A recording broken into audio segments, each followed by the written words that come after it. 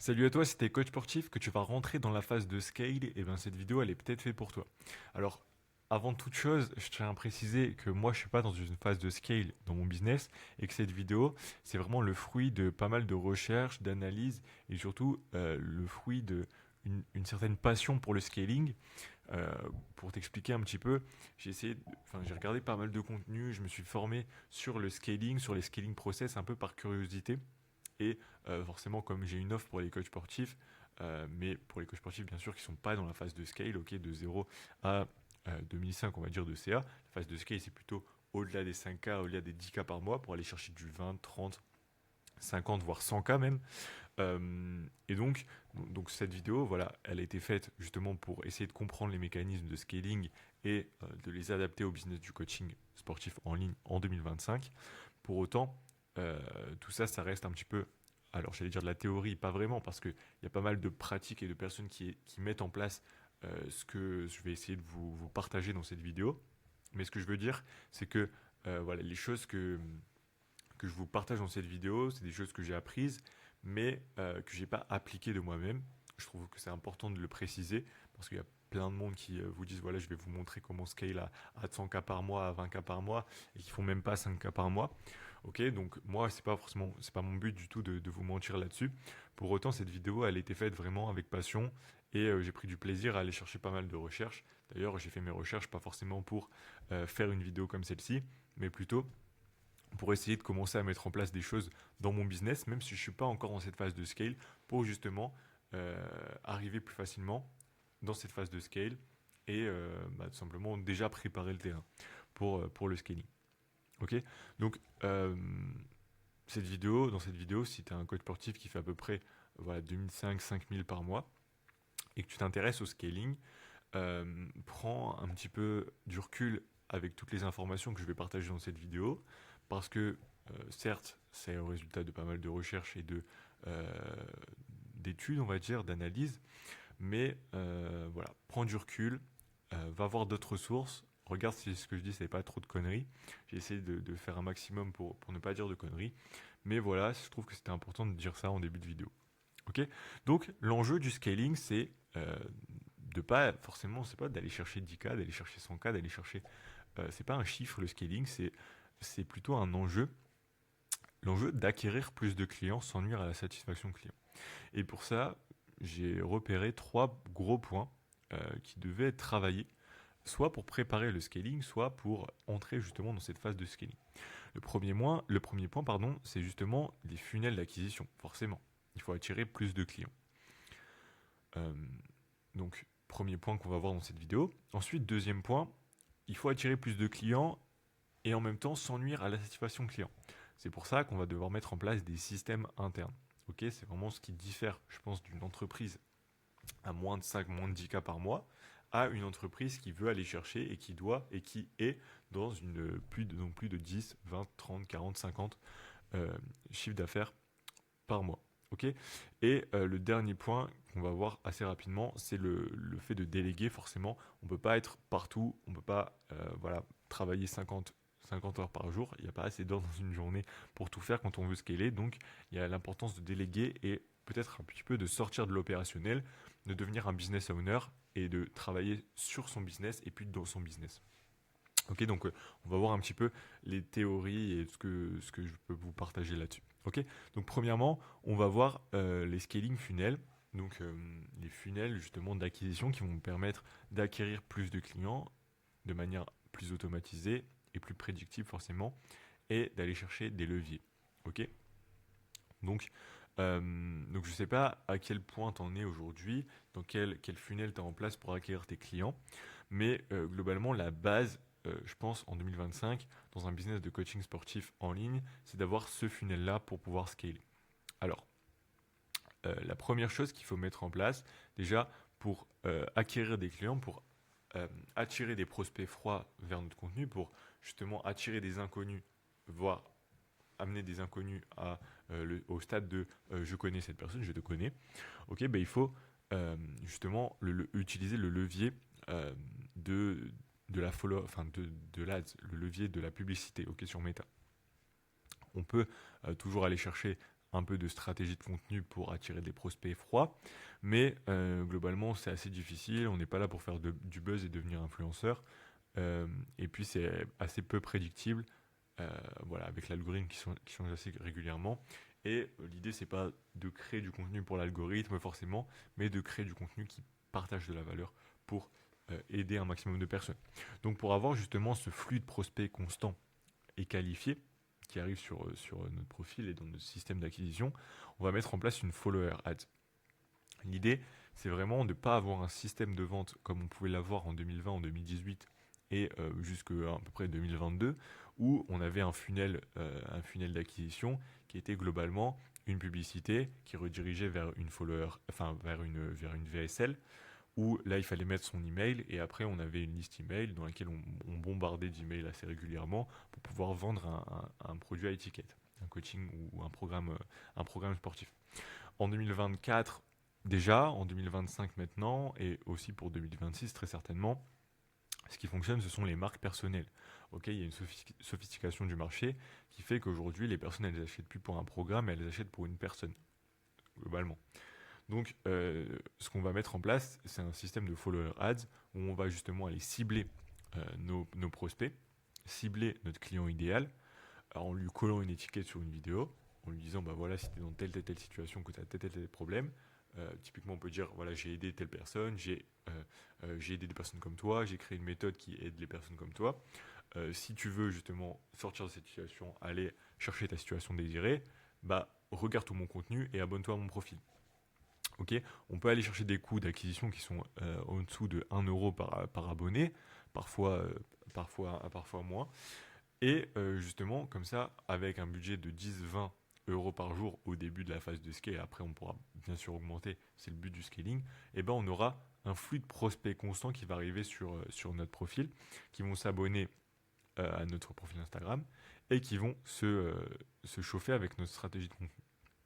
Une stratégie de contenu, bien entendu, qui est, euh, qui est correctement construite avec du contenu à prendre où on partage de la valeur, du contenu partagé où on partage notre personnalité, vraiment le côté humain de tout simplement notre personnalité, nos valeurs, etc.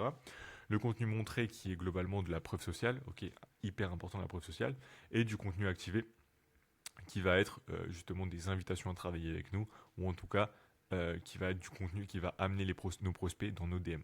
Okay, le but, qu'ils apprennent à qu'ils nous connaissent, qu'ils apprennent à nous apprécier et à nous faire confiance et qu'ils passent à l'action. Okay, donc, système assez simple qui redirige vers les DM. Ok, tout se passe en DM Insta, quasiment. Et également, quand on est en phase de scaling, il faut apporter toujours plus de valeur, amener les gens plus en confiance, et donc YouTube hyper pertinent pour ça. L'idée, ça va être de construire des value assets. Alors, je ne sais pas si le terme vient de Mathis Clouet ou pas, mais en tout cas, je lui donne le crédit pour ce nom de value asset.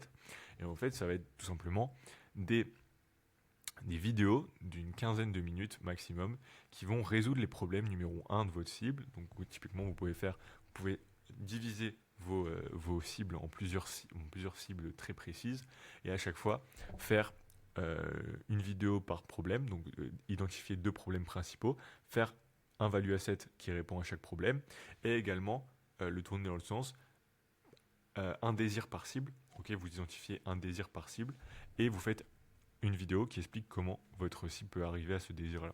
Okay, et donc ces value assets-là, ils vont tout simplement chauffer votre audience naturellement sur YouTube, mais également c'est des choses que vous pourrez envoyer pour si vous avez une personne en DM qui n'est pas assez chaude à votre goût pour l'avoir en appel, qui n'est pas assez qualifié encore, ou qui hésite, l'emmener vers un value asset pour comprendre un peu qui vous êtes, pour passer plus de temps avec vous, voir la valeur que vous pouvez partager.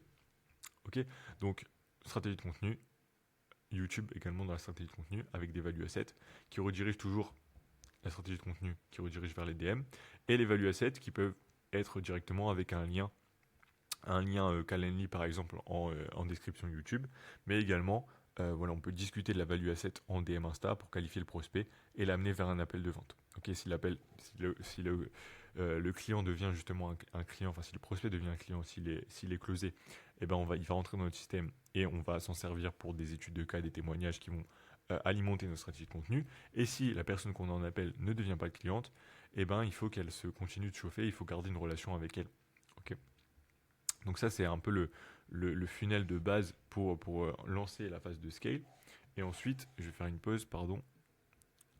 Et ensuite, voilà, si vous aimez le marketing, etc., vous pouvez toujours aller chercher d'autres méthodes d'acquisition, enfin ajouter des choses à ce funnel-là, qui sont typiquement des lignes magnettes. Ok, donc ça va être des choses qui peuvent avoir une valeur de 10, 15, 20, 30 euros et que vous allez partager gratuitement, justement pour amener des personnes de votre audience dans vos conversations.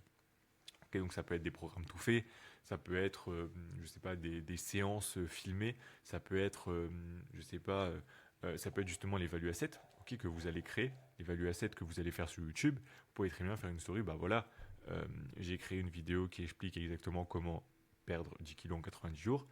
Commente ou envoie-moi une vidéo, je t'envoie cette vidéo. Et donc là, la vidéo que vous avez publiée sur YouTube, eh ben vous la envoyez directement à votre cible, à votre prospect en DM Insta. Ok. Donc ça peut être une stratégie aussi d'avoir des réels comme ça où on explique un système et on dit bah justement j'ai créé une vidéo, si tu veux que je te l'envoie, commente ça. Ok, ça peut être vraiment pertinent pour amener nos prospects dans nos DM. Également faire des ads de retargeting, c'est-à-dire toutes les personnes qui sont abonnées à nous, qui ont déjà vu notre contenu, etc. Faire une ads qui les cible pour justement les amener au passage à l'action. Parce que bah, forcément, il y a des personnes qui sont abonnées à beaucoup de monde notamment, et si vous êtes loin dans le fil des stories, eh bien, ils ne voient peut-être pas forcément vos appels à l'action. Ok. Pareil, des personnes qui ne sont pas forcément abonnées à vous, mais qui ont consommé pas mal de votre contenu, eh ben, ça peut être intéressant de les recibler en publicité. Ok, globalement, il n'y a que ça à dire sur l'ajout de cette phase 2. Ok, c'est plutôt le retargeting et puis le système de ligne magnet. Euh, bon, cette vidéo, elle va durer un petit peu de temps, mais je m'en excuse. On va essayer de faire vite pour le reste. Ok. Donc, ce qui est important dans une phase de scaling aussi, de ce que j'ai compris, hein, c'est d'avoir des systèmes internes qui sont solides et d'avoir des systèmes internes tout court, parce que c'est vrai que quand on est avant 10K, on n'a pas forcément de système interne. Ce qui est important, c'est d'avoir des systèmes dans des pôles qui sont différents et tout aussi importants, d'avoir des systèmes d'acquisition pour la génération de trafic, pour la récupération et la segmentation des leads, pour l'organisation de rendez-vous, pour la préparation au rendez-vous, d'avoir sur le pôle sales pardon, des mécanismes, des systèmes pour le closing en rendez-vous, pour le nurturing post-call. Donc là, c'est typiquement une personne qui est venue en call mais qui n'a pas closé. Il faut que vous continuez à garder la relation. Pourquoi pas vous lui envoyer des documents, vous lui envoyez régulièrement des preuves sociales, vous lui envoyez, vous parlez, vous la relancez assez régulièrement. Parce que si elle est venue en call une fois, bah voilà, il y a déjà une relation de créer, vous ne devez pas la lâcher. Ok.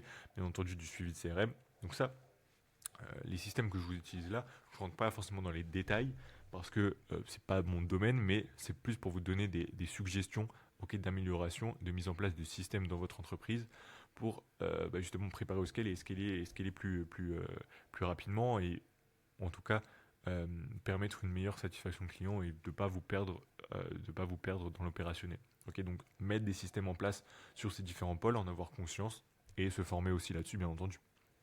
Donc j'ai parlé de l'acquisition, j'ai parlé des sales.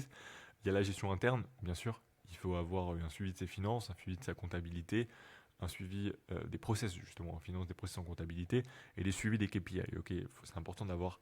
euh, alors moi, je pars du principe qu'à partir du moment où on lance un business, il faut suivre ses KPI. Mais c'est vrai qu'il y a des gens qui font 5 cas par mois et qui ne suivent pas leurs KPI. C'est hyper important de suivre les KPI internes.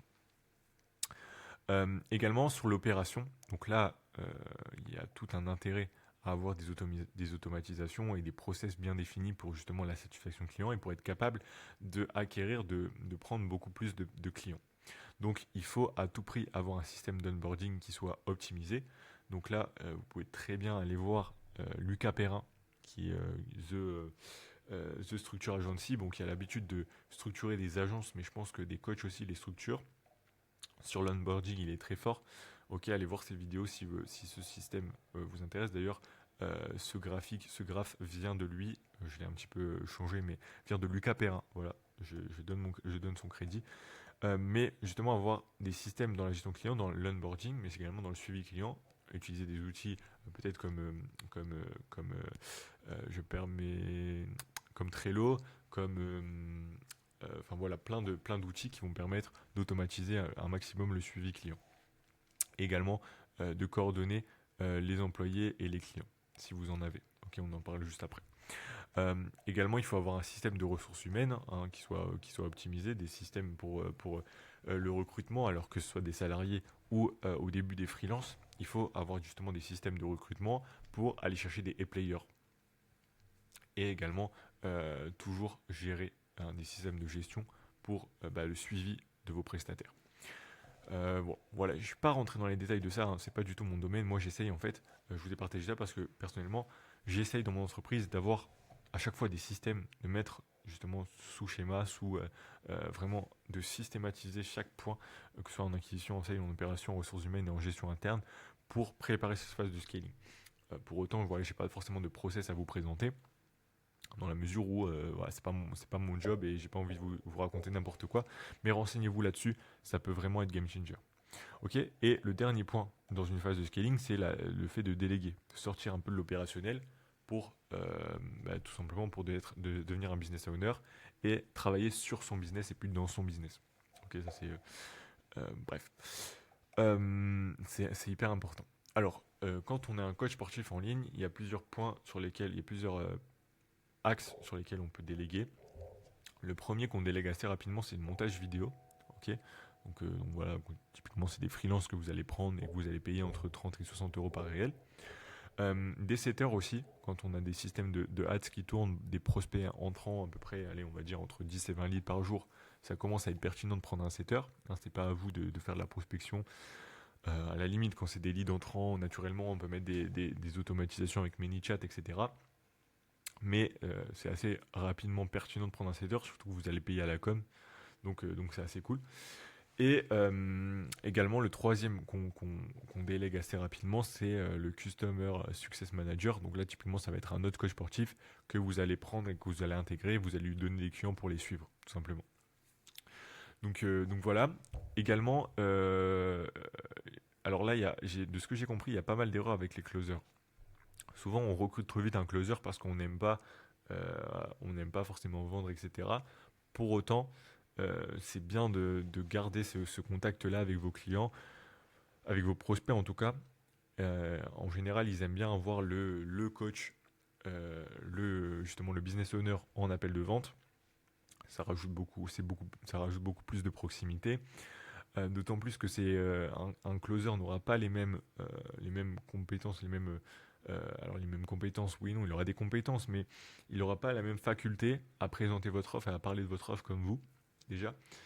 Et voilà, je pense que le closer, il faut vraiment déléguer à partir voilà, une fois qu'on a fait une centaine de calls. C'est un peu les KPI que j'avais entendus. Donc attention à pas déléguer, pas prendre un closer trop tôt. Et vient le moment où je vous parle un petit peu de mon offre. Parce que moi, si vous voulez, de base, j'aide les coachs sportifs à mettre en place un premier funnel avec une follower, etc. Bref, j'aide les coachs sportifs à vivre de leur activité en faisant un consulting sur l'offre, pour qu'ils aient une offre qui se différencie de la concurrence, qui soit irrésistible et à étiquette. Et je mets en place toute une stratégie de contenu, je rédige les scripts, je fais le montage vidéo, je mets en place leur follower ads, je fais leur setting et leur prospection pour qu'ils aient rien à faire, que je remplisse leur agenda de prospects qualifiés et qu'ils vivent enfin de leur activité. Donc ça, c'était ma première offre. C'est mon offre principale et récemment, j'ai mis en place une seconde offre pour des coachs beaucoup plus avancés. C'est un peu le suivi en fait de mes clients. Parce que à la base, avec ma première offre, je suivais mes clients pendant 75 jours.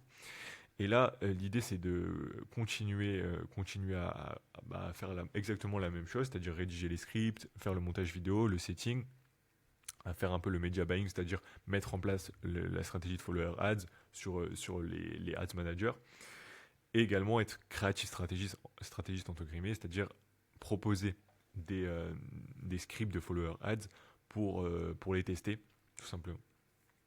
Donc voilà un petit peu, si tu es un coach aujourd'hui, que tu fais, peu importe les chiffres que tu fais, si tu es entre 2005, si t'es entre 0 et 2005 que tu galères à vivre, j'ai plein de vidéos qui sont faites pour toi sur ma chaîne YouTube. Et si tu es au-delà de ces 2500, que tu en as marre du marketing parce que tu te rends compte que tu passes des journées à faire du marketing et que tu as envie de plus te former, que tu as envie, je sais pas, de sortir un petit peu de ce marketing-là pour mieux accompagner tes clients, pour travailler, avoir une vision un peu interne, externe de ton business, ou pour avoir plus de temps pour t'entraîner ou pour ta famille, etc. Sache que je propose une offre totalement complète qui combine rédaction de script, montage vidéo, setting, media buying et creative strategist pour que déléguer toutes ces tâches-là et que tu continues à croître dans ton business. Donc voilà, si ça peut t'intéresser, il y a un lien sûrement dans la description, un lien Calendly pour réserver un rendez-vous. Ok. Et c'est avec grand plaisir qu'on en discute sur Insta également. Voilà pour cette vidéo, j'espère qu'elle vous a plu, qu'elle vous a apporté quelques éléments sans pour autant voilà, quelques éléments pour le scaling, qu'elle a attiré votre curiosité et que vous allez faire plus de recherches pour justement faire cette phase, aller chercher plus de chiffres, plus de clients, sans nuire à la satisfaction client. Voilà, si cette vidéo vous a plu, n'hésitez pas à vous abonner. Et puis encore une fois, si vous voulez déléguer votre partie comment marketing, n'hésitez pas à prendre rendez-vous avec moi. Et puis si vous êtes un coach qui ne vit pas encore de son activité, également regardez peut-être d'autres vidéos pour comprendre un peu comment je fonctionne. Mais les appels de consulting sont ouverts pour vous, bien entendu. Je vous remercie pour votre écoute et je vous dis à très bientôt.